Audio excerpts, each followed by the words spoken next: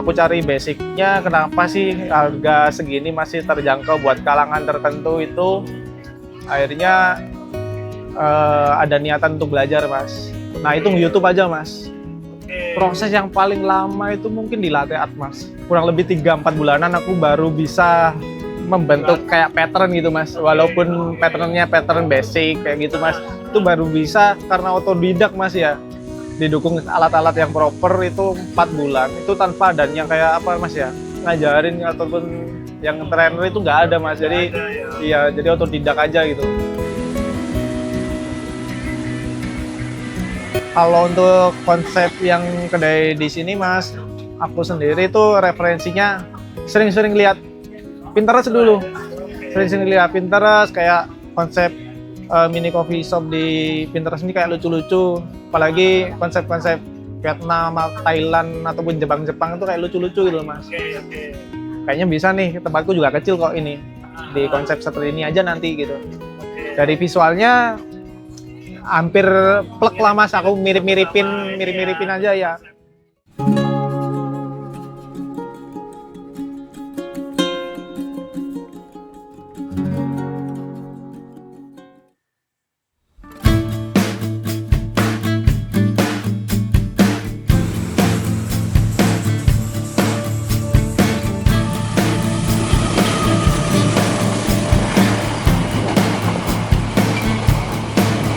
Halo guys, coffee lovers, kalian gak nyangka bakal ada tempat ngopi seunik seperti di Hanoi, Vietnam. Lokasinya di Malang, namanya Selak Kopi. Lokasinya beneran di pinggir rel kereta. Selak Kopi ini adalah salah satu hidden gem yang wajib kalian kunjungin saat di Malang.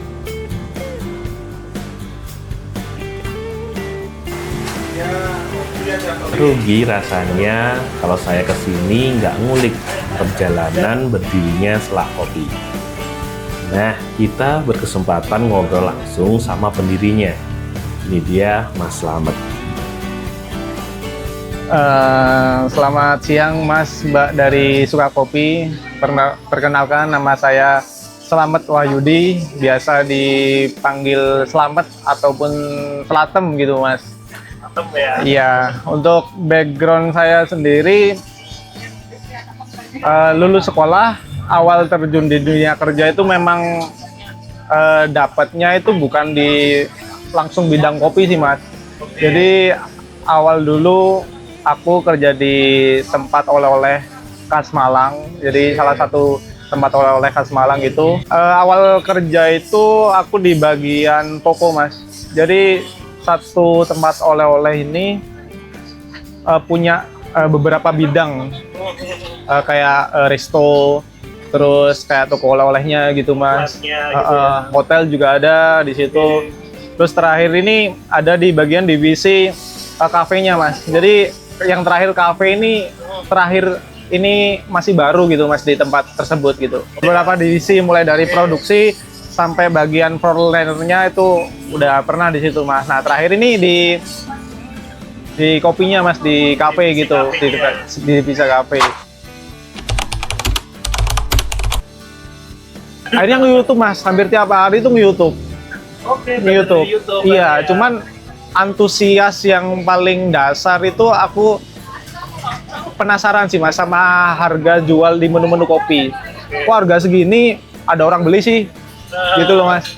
Aku cari basicnya kenapa sih harga segini masih terjangkau buat kalangan tertentu itu. Akhirnya ada niatan untuk belajar Mas. Nah itu YouTube aja Mas. Proses yang paling lama itu mungkin di latte art Mas. Latte art itu kurang lebih 3-4 bulanan aku baru bisa membentuk kayak pattern gitu Mas. Walaupun patternnya pattern basic kayak gitu Mas, itu baru bisa karena otodidak Mas ya. Didukung alat-alat yang proper itu 4 bulan. Itu tanpa adanya kayak apa Mas ya, kayak ada kayak ada apa itu yang maksudnya yang ngajarin ataupun yang trainer itu nggak ada Mas. Jadi jadi otodidak aja gitu. Misalnya kerja dulu jam 3 sore, aku datangnya mungkin jam 2, jam 1 karena kosku deket tempat kerjaan loh Mas. Selang-selang waktu yang nggak ngapa-ngapain tuh coba sama-sama belajar sebelum masuk kerja gitu. Gitu. Itu ya Mas ya. Aku niatin seperti itu. Akhirnya bisa ngebuat beberapa menu kopi. Oke. Itu pun aku nggak yakin Mas ini sesuai SOP menunya atau enggak. Orang aku ngelihatnya di YouTube gitu loh Mas. Akhirnya ada beberapa temanku yang kerja di kafe Mas. Oke. Dari situ aku coba sharing-sharing, tanya-tanya aja ke dia. Sama nyari referensinya ini sering-sering ngopi aja Mas. Misalnya kayak ngopi cappuccino ini rasa umumnya ini benarkah seperti ini gitu loh Mas. Itu aku nyari referensi sendiri Mas. Belum punya outlet ini, dulunya aku udah bikin produk dulu. Aku masuk waktu tren-trennya kopi botol waktu itu Mas. Oke. Jadi aku masuk di situ dengan sistem waktu itu PO. Oke, Pre-order. ya, pre-order Entah itu ya. WA sama palingan main Instagram aja Mas. Kalau ngomongin pasar waktu itu, pasar marketnya apa ya nanti ya, aku mikirnya paling ya udahlah teman-teman dulu aja gitu yang tawar-tawarin gitu. Waktu itu rumahku kabupaten Mas, daerah Tumpang gitu, karena temen lebih banyak daerah kota. Akhirnya yang paling banyak pesen ya anak-anak yang tinggal di kota gitu nih Mas. Ibarat waktu itu cuma laku 2-3 botol, tetap aku anter Mas dari Tumpang waktu itu. Iya, aku anter COD, walaupun untungnya itu cuma bisa ngopi lagi di situ. Jadi COD di tempat kopian, ngopinya juga di situ Mas. Akhirnya habis cuman buat sehari-hari aja, ngopi, rokok, uang bensin gitu. Paling enggak tiap harinya itu nggak minus lah Mas. Terus terakhir tuh aku dapet customer, ini temanku sendiri Mas, dia udah punya kopian di daerah Sudimoro. Nah dari situ ditawarin Mas, ngobrol ketemu, ditawarin dianya mau pindah ke konsep kopian yang rumahan gitu Mas.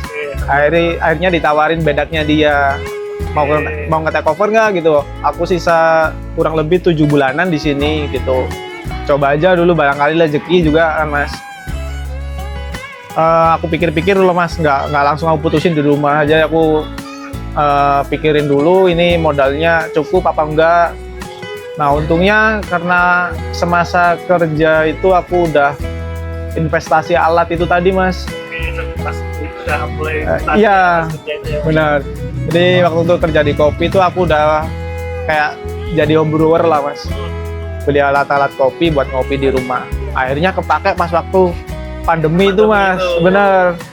Sampai bisa buka outlet ini mungkin nggak banyak yang perlu dibeli, mungkin meja kursi kayak gitu, alat-alat kopi waktu itu alhamdulillah lumayan ada lah Mas, beberapa yang bisa dipakai untuk jualan awal gitu. Aku coba jualan di Sudimoro itu 7 bulan. Aku jalan 7 bulan di sana, alhamdulillah Mas, targetku nggak muluk-muluk waktu itu. Pokoknya aku bisa ngumpulin buat sewa di tahun depannya lagi aja lah gitu.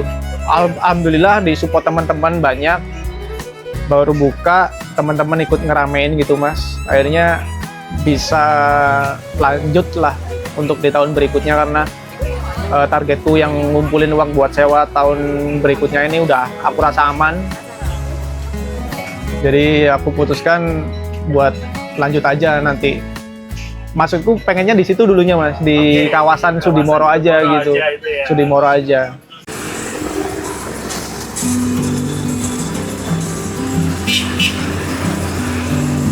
Terus dapat tempat di Jalan Karya Timur ini karena ini salah satu jalan ketika aku pulang dari kedai ini yang awal ini Mas. Sering pulang kerja lewat sini, terus tahu ada tempat disewakan. Aku coba survei, langsung ke lahan belakang Mas. Jadi di belakang sini tuh dulu samping ini ada akses ke belakang dan bisa lihat kondisi di belakang gitu Mas. Ya, oh ini bisa diolah nih nanti gitu. Aku coba hubungin yang punya tempat, disewakan, deal-dealan harga, ya udahlah sewa 2 tahun. Mungkin lebih murah Mas daripada yang di Sudimoro. Karena dari target yang awal tadi save money buat ngelanjutin kontrak yang di sana, malah di sini yang di sana dapat tahun, di sini dapat langsung 2 tahun mas. Wah lumayan nih, langsung 2 tahun. Gak apa-apa lah kita ambil 2 tahun di sini. Terus nanti direnov, nggak masalah, kita izin yang punya tempat, kita renov. Kalau referensi kecil, kebetulan karena tempatnya juga ya kecil memang, jadi mungkin dari segi penataannya lebih mudah.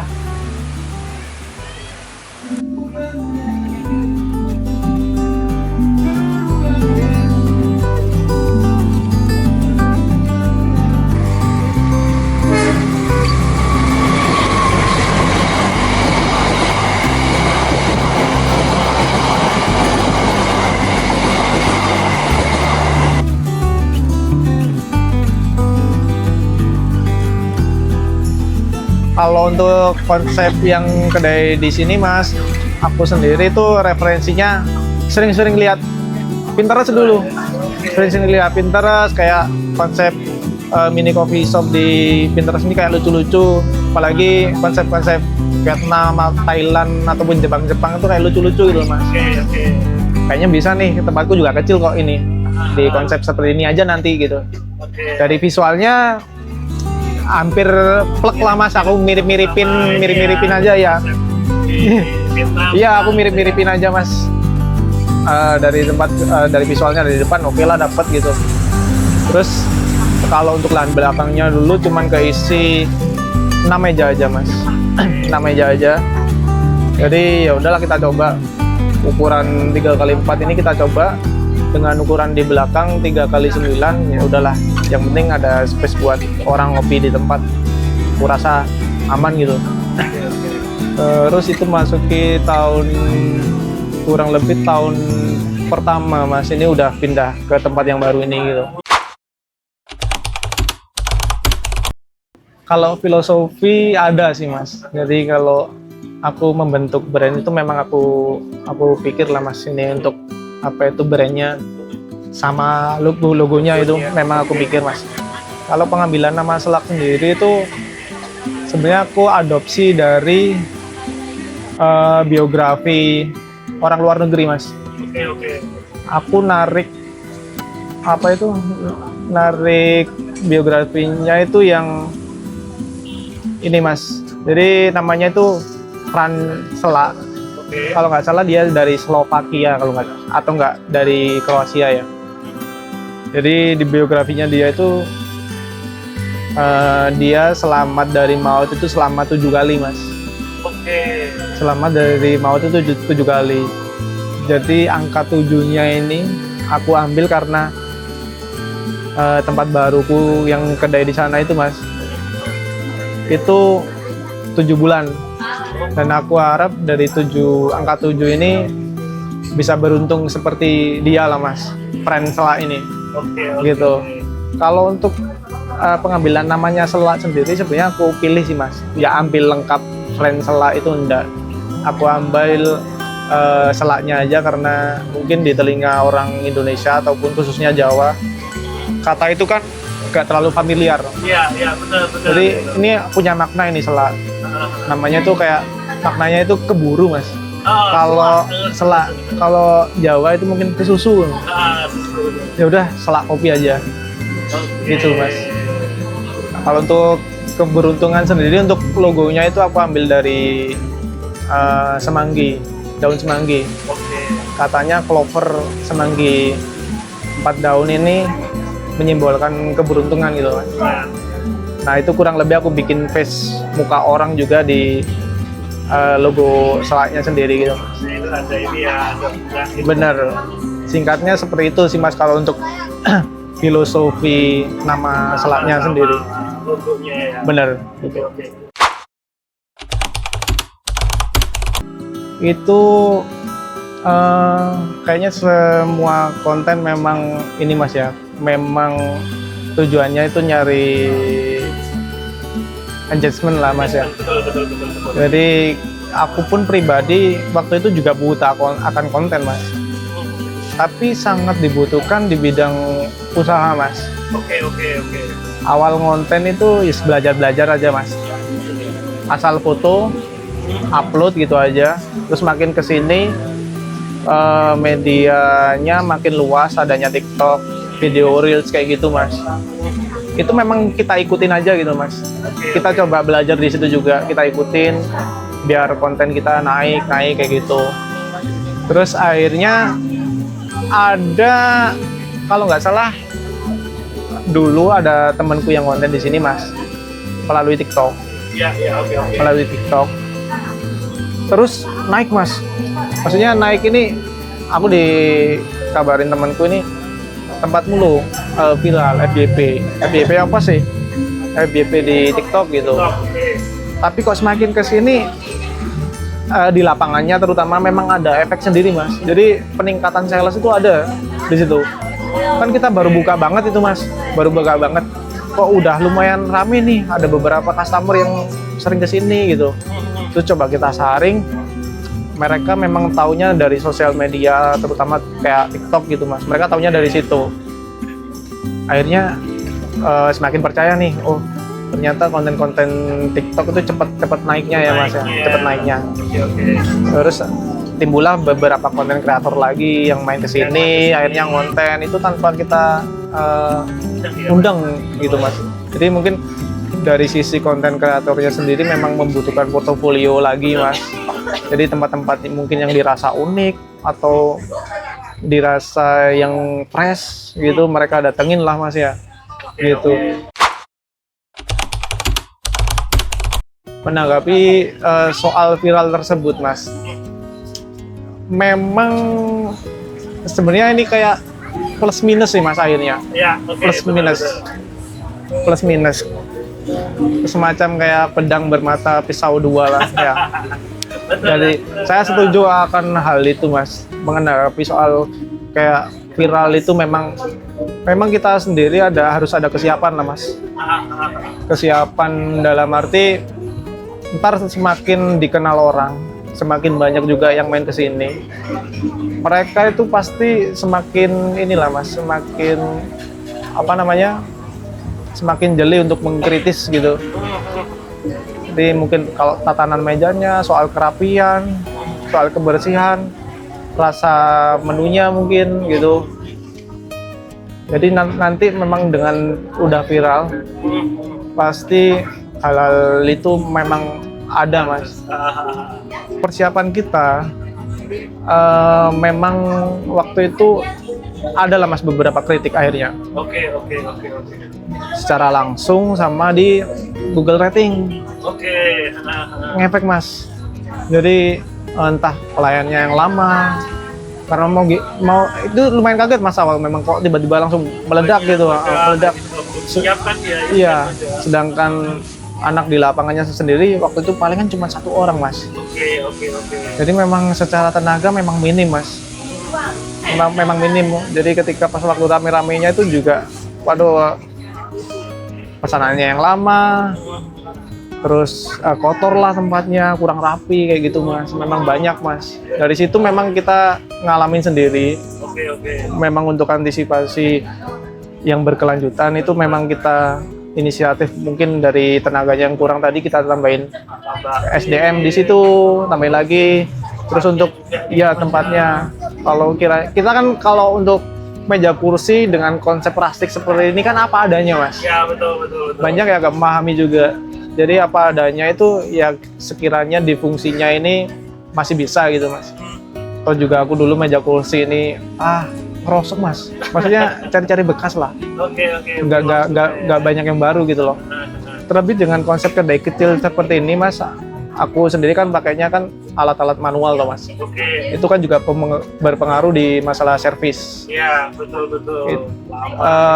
Nggak sadar juga customer yang nggak paham gitu mas. Memang mereka mintanya pas. Bener.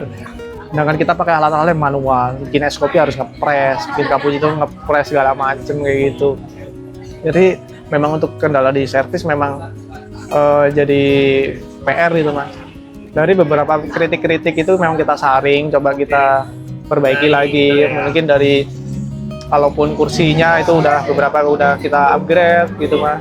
Terus soal tenaganya tadi udah kita tambahin gitu. Ya untuk meminimalisir lah mas. Jadi meminimalisir. kalau customer yang lebih kritis itu masih banyak mas, sampai sekarang pun ada. Yang penting untuk kita sendiri untuk kesiapan memang ya udah lebih cepat menanggapi aja sih mas, memaksimalkan gitu. Jadi bilang kita ya sama-sama butuh lah, sama-sama butuh. Jadi kesiapan pribadi di rumah kita aja sih mas. Ada pembenahan. Benar, pembenahan itu. Jadi antisipasi kayak masalah kritikan itu memang harus kita sigap lah mas ya. Benar, dari situ. Benar. Mencegah orang konten pun juga kayaknya nggak mungkin gitu mas ya. Soalnya dari luar kota pun kayak pengen lah kesini, yang pengen liburan di Malang terus habis bawa oleh-oleh ke sini jauh-jauh. Dari kemarin tuh ada beberapa pekan tuh banyak diisi kayak orang-orang Malaysia gitu mas. Oh juga pernah ya bang ya?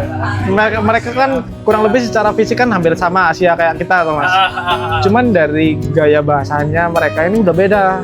Udah beda. Nah dari situ coba kita tanyain lah mas. Betul. Ya mereka kan ya juga paham tuh mas bahasa Indonesia. Kan? Jadi kita tanyain kan dari mana gitu. Dari Malaysia gitu. Tahu tempat ini dari mana? Rata-rata TikTok mas jawabnya. Dan ada beberapa yang rekomendasiin temanku mas. Kemarin habis dari Indonesia main ke Malang, terus nyaranin ke tempat ini.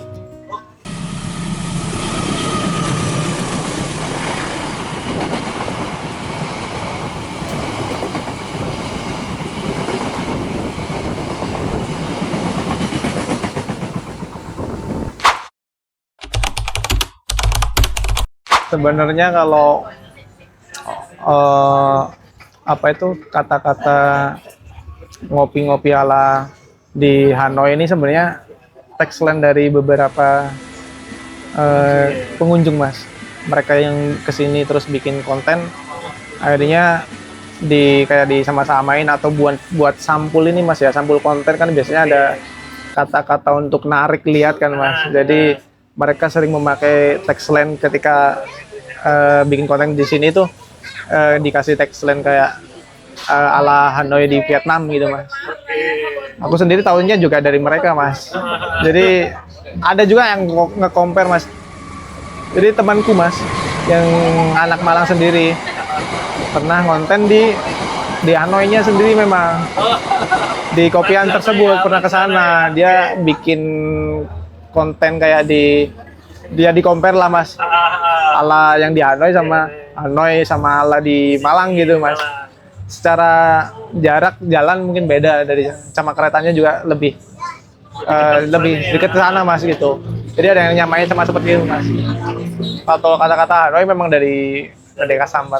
Akhirnya aku bikin tulisan meme ini di Malang bukan di Hanoi kayak gitu.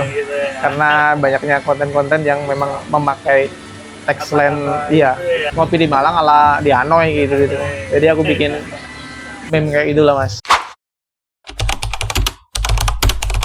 Kalau untuk visi misi kedai sendiri, karena kita bertempat di lahan yang bukan lahan kita sendiri, jadi kita di sini pun juga masih sewa. Terlebih lahan ini kan sebenarnya kan lahan PT KAI mas. Sewaktu-waktu nanti tempat ini memang dipergunakan 2 jalur, kita memang udah siap untuk ekspansi mas. Bener. Jadi maksimalin di tempat ini aja dengan seperti ini. Kalau visi misi ke depan ya pengen walaupun pindah nanti, pengen tempat ini jadi tempat yang nyaman. Entah konsepnya nanti seperti apa, entah rumahan atau pengennya di garden kayak gitu mas. Jadi kurang lebih sih pengennya kayak gitu mas. Aku pengen nanti pindah ke rumahan ataupun dengan nuansa kayak garden kayak gitu mas. Bener, kurang lebih kayak gitulah mas nanti. Kalau untuk di sini sendiri aku juga nggak yakin nanti bisa berapa tahun lagi mas ya. Kita pemakaian 2 jalur ini ya mau nggak mau kita harus pindah mas gitu. Tipsnya untuk pemula, maksudnya pemula di ngejalanin usaha di bidang kopi. Intinya kalau nggak ada basic di kopinya sendiri, nggak apa-apa mas. Yang penting niat aja dulu. Banyak kok teman-teman kayak nggak ada basic jualan kopi karena pengen aja mengikuti tren, tapi dia bisa belajar di jalan itu tadi mas. Ya nggak apa-apa, berproses aja terus gitu mas. Kalaupun lebih baiknya mungkin bisa jalan untuk cepatnya itu mungkin yang punya basic aja dulu mas. Tapi intinya niat sih. Oke. Kalau untuk skill untuk bikin kopinya ataupun cara marketingnya ya udah dijalanin dulu, nanti belajar di situ. Yang penting ada niat untuk berproses itu tadi sih mas. Mungkin lebih cepat juga dari orang-orang yang udah punya pengalaman gitu loh mas. Tapi itu bukan jadi masalah sih mas. Kalau ngomongin pekerjaan kan rezeki kan. Jadi ada juga mungkin yang skillnya kopi bagus, pengetahuannya soal kopi bagus, tapi dia nggak tahu caranya untuk menjual, juga nggak jadi mas. Jadi sisi-sisi itu harus kita pelajarin semua sih mas. Yang penting pondasinya niat, ya nekat lah jalan. Oke guys, itu dia cerita perjalanan Mas Slamet membangun Selak Kopi. Suka duka mempertahankan bisnis kedai kopinya. Selalu ada ilmu banyak ketika bisa berkunjung dan sharing dengan founder dari pelaku industri kopi.